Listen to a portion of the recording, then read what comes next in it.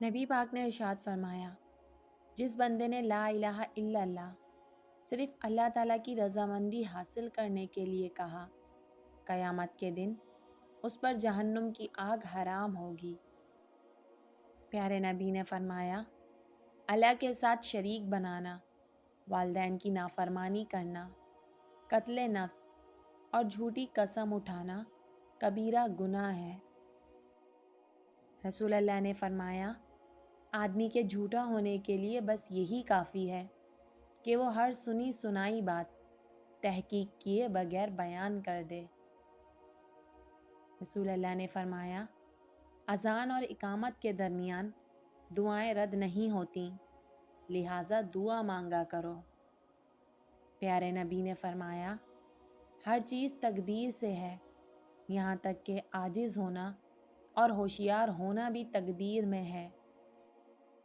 اگر تم اتنے گناہ کر لو کہ تمہارے گناہ آسمان تک بھی پہنچ جائیں، مگر اس کے بعد تم توبہ کر لو تو اللہ پاک تمہاری توبہ قبول فرما لیں گے۔ نبی پاک نے فرمایا، بہترین کلام کتاب اللہ ہے، بہترین راستہ محمد صلی اللہ علیہ وآلہ وسلم کا راستہ ہے۔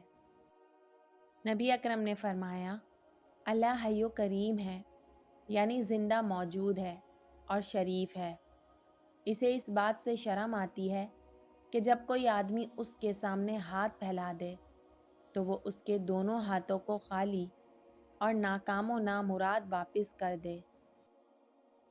پیارے نبی نے فرمایا، 3 آدمیوں کی دعا قبول نہیں ہوتی۔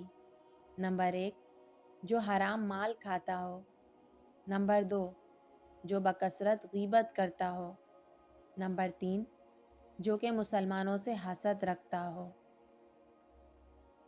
سیدنا انس رضی اللہ تعالیٰ عنہ سے روایت ہے کہ نبی کریم نے ارشاد فرمایا، 3 دعائیں رد نہیں کی جاتیں، والد کی دعا، روزے دار کی دعا اور مسافر کی دعا۔ رسول اللہ نے فرمایا، جو بری بات کہنا اور اس پر عمل کرنا نہ چھوڑے تو اس کے بھوکا پیاسا رہنے کی اللہ رب العزت کو کچھ حاجت نہیں۔